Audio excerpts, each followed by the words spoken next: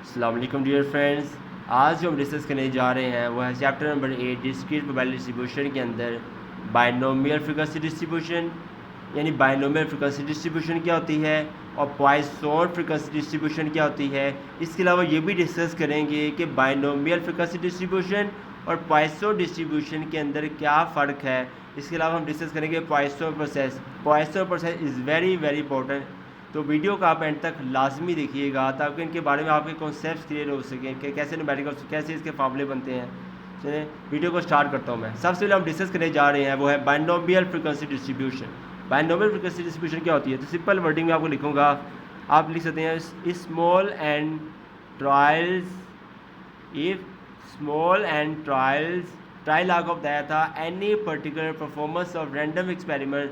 जो भी हम एक्सपेरिमेंट करते हैं उनकी जो परफॉर्मेंस होती है वो होती है ट्रायल। Is that clear? जैसे कॉइन टॉसिंग हो गया, डाइस रोलिंग हो गया, जो परफॉर्मेंस जो हम करते हैं this called as trial. Small and trials और रिपीटेड, स्मॉल एंड ट्रायल्स और repeated capital and times. Small and trials are repeated capital and times। यानी अगर एंड ट्रायल्स को हम कैपिटल एंड टाइम्स के तौर पर बार बार रिपीट करें, जस्ट 1 टाइम रिपीट किया, फिर 2 टाइम रिपीट किया, फिर 3 टाइम बार हम रिपीटेशन करते हैं, then the product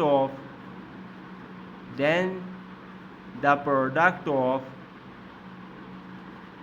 capital and probability of x will be called as binomial frequency distribution. क्या कहलाती है ये? बाइनोमियल। अब जब भी बाइनोमियल है आपने मेन चीज़ याद रखनी है, ये वर्डिंग याद रखनी है, small and trials repeated and capital and time. यानी अगर स्मॉल एंड ट्रायल्स को कैपिटल एंड टाइम रिपीट किया जाए तो एन और पी ऑफ एक्स की प्रोडक्ट जो होगी वो बाइनोमियल होगी। वो कैसी होगी ये देखें ज़रा। यानी एन और प्रोबेबिलिटी ऑफ एक्स की हमने क्या कर दी, प्रोडक्ट बना दी। देखें ये एन भी है, प्रोबेबिलिटी ऑफ एक्स क्या होगी, प्रोडक्ट। ये आपस में क्या है, मल्टीप्लाई हो रहे हैं, ठीक है। इक्वल हो जाएगा एन आपने एज डिस रहने देना है। चूँकि पॉइसन की बाइनोमियल की बात हो रही है तो बाइनोमियल डिस्ट्रीब्यूशन का फार्मूला आपको याद ही होगा। क्या फार्मूला होता है इसका? N C x. Binomial distribution formula होता है n C x p rest power x q rest power n minus x. तो ये एन पी एफ एक्स जो फाइंड आउट किया है, ये आपके पास जो फार्मूला बना है, ये फार्मूला किसका है? Binomial frequency distribution. Binomial frequency distribution की कहते हैं बात की जाए या इसका कोई न्यूमेरिकल वगैरह आ जाए तो आपने याद रखना है कैपिटल एन को आपने प्रोबेबिलिटी से मल्टीप्लाई कर देना है, वही वर्किंग होगी, कोई इतना मुश्किल नहीं होगा। ये बाइनोमियल का फार्मूला है। ये फार्मूला कौन सा है हमने जो यूज़ किया है, ये बाइनोमियल का फार्मूला है, q rest power n minus x.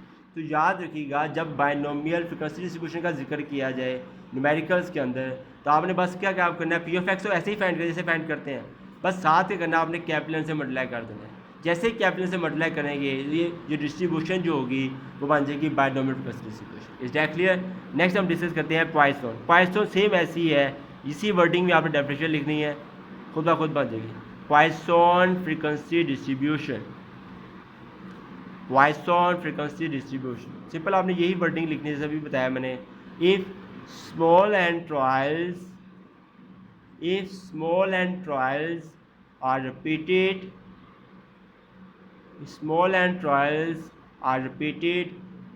Capital and times, then product of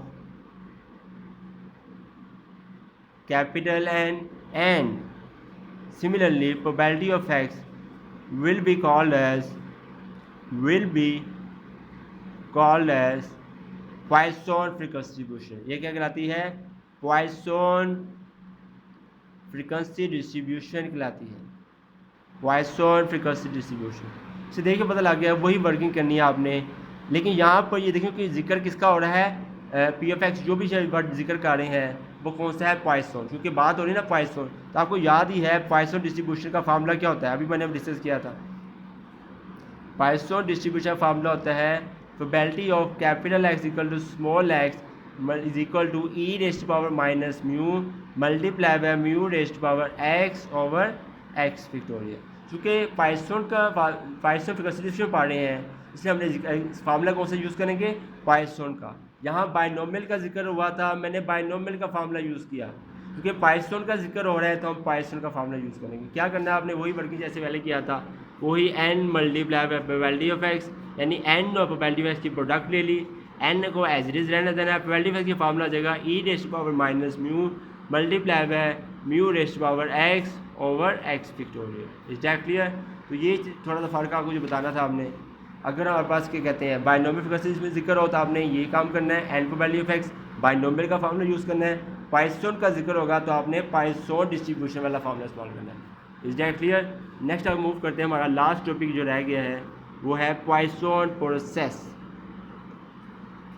Python process, Python process is very very important topic. इसके न्यूमेरिकल्स बहुत ज़्यादा आते हैं, इसकी डेफिनेशन भी बहुत चांसेस आती हैं, लेकिन इसमें हमें मेन फार्मूला याद है। फार्मूला अगर याद होगा तो पाइथन प्रोसेस इजीली हो जाएगा।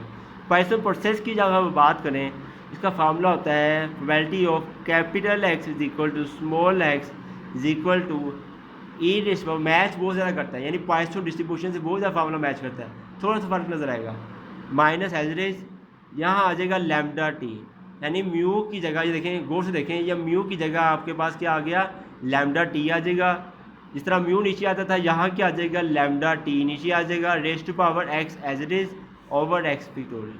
तो याद रखिएगा जब पाइथन डिस्ट्रीब्यूशन का जिक्र होगा तो आपने ये वाला फार्मूला यूज़ करना है, e raise to power minus mu multiply mu raise to power x factorial.